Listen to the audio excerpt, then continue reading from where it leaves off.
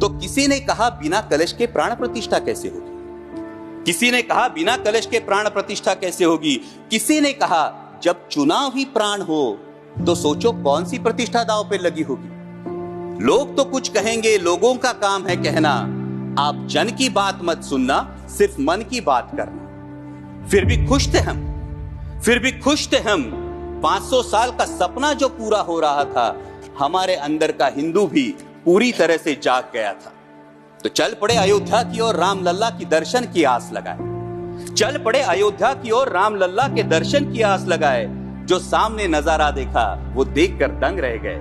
वो 3 मंजिलें, 400 खंबे, 32 सीढ़ियां, जय श्री राम का नारा लगाते हुए हम सीढ़ियां चढ़ने लगे। राम लल्ला से क्या गुहार लगाए ये सोचने लगे। पहली सीढ़ी पर याद आई महंगाई, पहली सीढ़ी पर याद आई महंगाई, दूसरी पर देश में बढ़ती बेरोजगारी, तीसरी पर पत्रकारिता की चरण चुंबकता, चौथी पर सेंट्रल एजेंसीज की संदिग्ध भूमिका। हर सीढ़ी पर कुछ न कुछ याद आ रहा था, हर सीढ़ी पर कुछ न कुछ याद आ रहा था।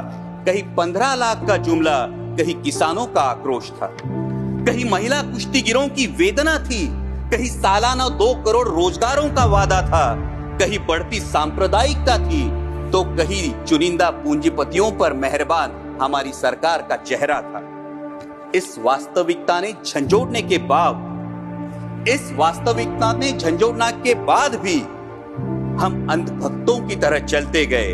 होश तो तब संभाला जब राम लल्ला के दर्शन हुए।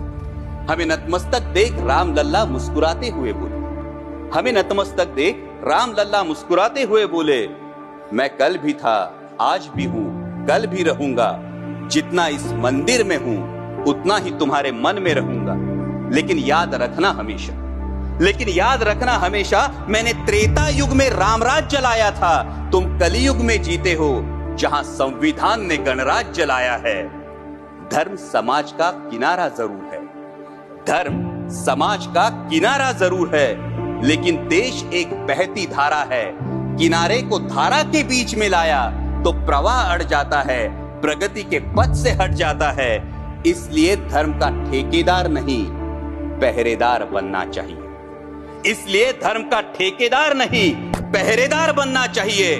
तुम रहो न रहो, वो रहे न रहे, ये देश रहना चाहिए, देश का संविधान रहना चाहिए, देश का लोकतंत्र रहना चाहिए, ये देश रहना चाहिए। जय हिंद, धन्यवाद।